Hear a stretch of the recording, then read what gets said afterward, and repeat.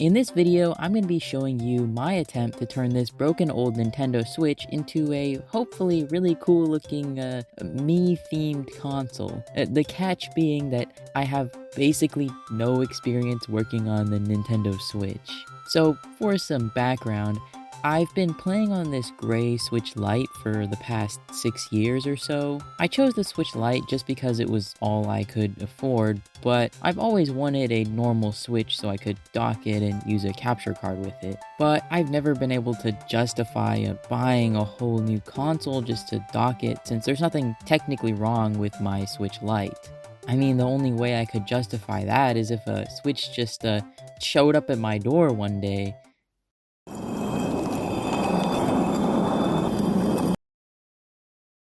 Okay, so obviously this Switch didn't just materialize out of thin air, but it was given to me for free.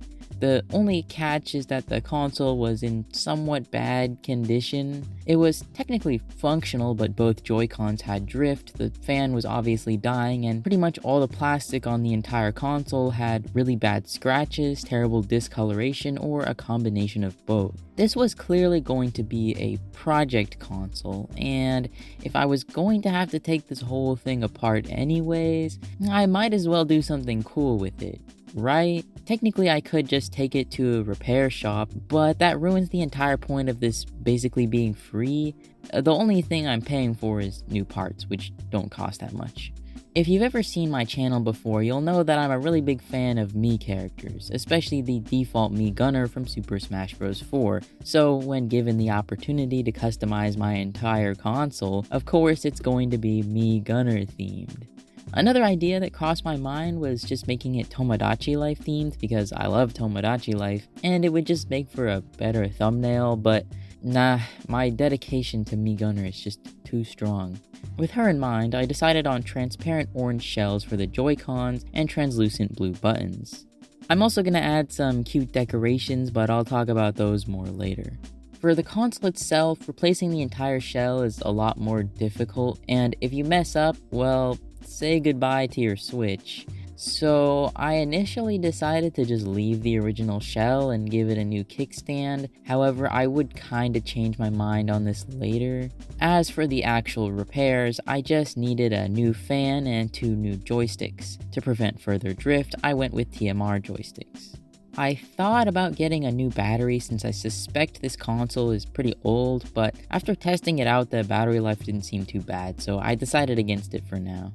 Before we get into the actual repairs, I'd like to give a big thank you to JP Fans for sponsoring this video. JP Fans is a proxy shipping service. They receive items from Japanese sellers and forward them to you, making it easy to buy things that don't ship internationally. Perfect if you're after any Japanese exclusive merch, like for example, pretty much all Tomodachi Life merchandise. Right now they're offering 50% off Mercari coupons, and if you sign up through my affiliate link in the description or in my bio, you'll get 8 coupons worth $86 total. To make a purchase on JP Fans, go on their site and add whatever you want to your cart. Once you're done, hit submit, continue, confirm your destination, and apply any coupons you have. Read and accept all their terms, and then just hit buy now. Anyways, thanks again JP Fans, and now back to the video. After ordering my supplies and waiting for them to arrive, it's time to get started. After I unboxed everything, I started with the fan. This was the only part of the process I was actually pretty confident in. Like I stated previously, I've had very little experience on repairing or working on the Switch, but I did successfully replace the fan on my Switch Lite one time, and it wasn't that hard. So yeah, installation of the fan went pretty much without a hitch, despite me kinda winging the entire thing. The whole body of this console was pretty scratched up, but I was just not confident enough in my ability to reshell the whole thing. At first I thought I could just get away with buffing out some of the scratches, but yeah, that was a terrible idea. It just made the entire thing look way worse. Thankfully, I pretty much just did it on the back, so after realizing it wasn't gonna work, I admitted defeat and ordered a new backplate. I'm still not replacing the front though, I know my limits. Actually, another failed part was the kickstand, weirdly enough. I wanted a transparent orange kickstand to match my Joy-Cons, but I couldn't find one in that color. So my plan was to purchase a clear kickstand and then color it orange with some synthetic dye. Technically, this did work. I used fabric dye, but because it was made for synthetic fabrics, the plastic picked up the color wonderfully. The problem is that it picked up the color a little too well. I think if I had left it in the pot for maybe 30 seconds or so, the color would have been just right. But I assumed it would take a little longer since it takes like 30 minutes or more to dye fabric. So I left it for a couple of minutes before even checking on it, and it ended up way too dark. I thought maybe it would be fine, but seeing it next to the Joy-Cons, it was just a completely different color.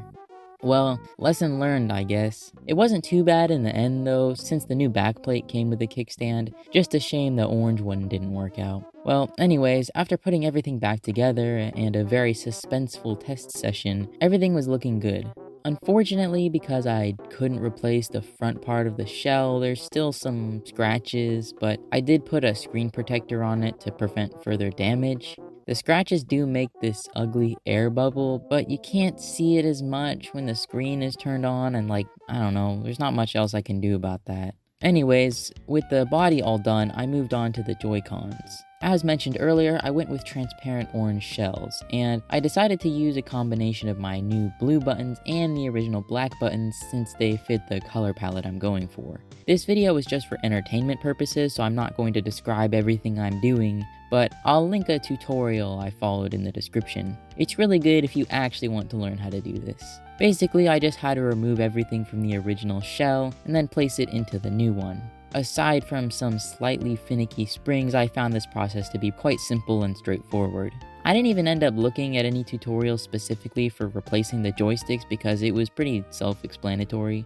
I know that really isn't much of a feat, but I'm usually fighting for my life in situations like this, so something being simple and easy was pretty refreshing. I was kinda skeptical about the joysticks I bought. They were just suspiciously cheap. I got scared when they started drifting while testing them, but I realized I had just forgotten to calibrate them. I ended up having to do it a couple times, but it seems better now.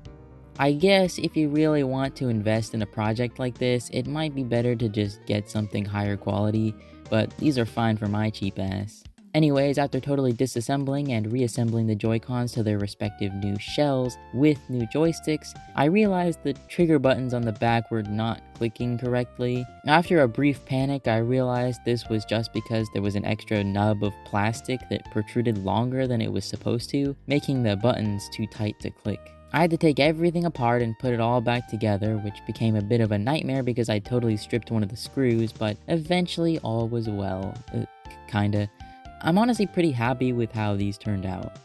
Yeah, it's not a professional job or anything. I'm pretty sure I installed some stuff a little bit janky, but for my first time ever reshelling Switch Joy-Cons, I think it went pretty well. Most importantly, they still work, and that's all that really matters.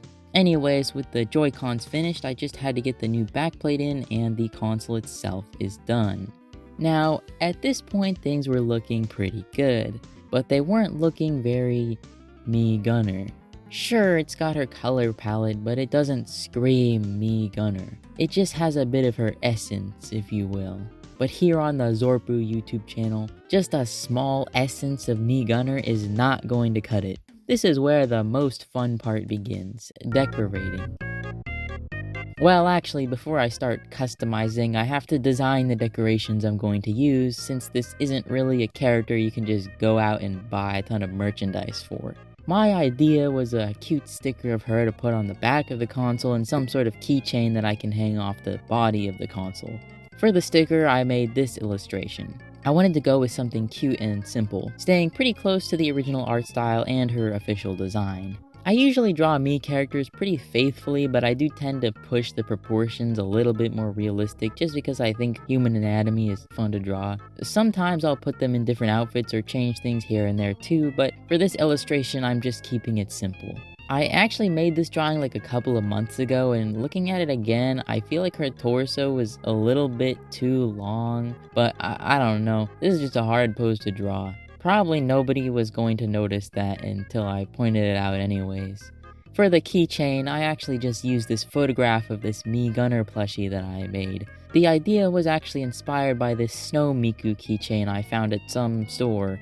Something about the idea of using photographs of actual objects for merch like this, especially when it's something silly looking, is just really cute and funny to me. In order to make the keychain, all I had to do is take a couple of pictures of my Mii Gunner plush, one of the front and one of the back. Then go into my drawing program and edit the images so that the front and back photos line up perfectly, so there won't be any issues when I go and make it double-sided. So with my designs in hand, all I had to do was get them manufactured. Or, well, that was my original plan, but my package got, like, seized in customs or something. I don't know, actually. Whatever is going on, I'm probably not going to get that package anytime soon. The package did eventually arrive, but it was well after I finished recording everything. So, what now? Well, let's just take the DIY route. That's more fun and hands-on anyways. Luckily, I've got a printer and some inkjet sticker paper, so printing my own stuff isn't too hard. My printer was leaving these weird lines in the prints. I messed around with the troubleshooting menus and cleaned the nozzle and everything, but they were still there, so I don't know. I mean, it's not super noticeable if you just squint a little. Anyways, I just printed the stickers and the keychain on the same sheet of paper. All I had to do for the sticker was just cut it along the line I made. And for the keychain, I just cut it out, traced the shape onto a plastic food packaging lid, cut that, stuck the designs to either side, and then used a spare string from some other keychain to finish it up. I gotta say, even though this is a bit improvised, I think it's still pretty cute, and not too bad for something basically made out of random trash I found in my room. After that, I just had to load it all onto my Switch. And it's done. The Mii Gunner machine is complete. For my first time doing a project like this, at least on the Switch, I think it came out pretty alright. I know for a fact there's a lot of things I could have done better, like replacing the whole shell on the console, but for what it is, I'm pretty satisfied. I've been using it a lot to play Tomodachi Life Living the Dream ever since it came out, and yeah, I can confirm it works, which is pretty much all I could ask for. As for my old Switch Lite, I gave it to a friend of mine so we can both play Tomodachi Life together. Anyways, make a comment if you have any advice for improving this system. Thank you for watching, and thanks again to JP Fans for sponsoring this video.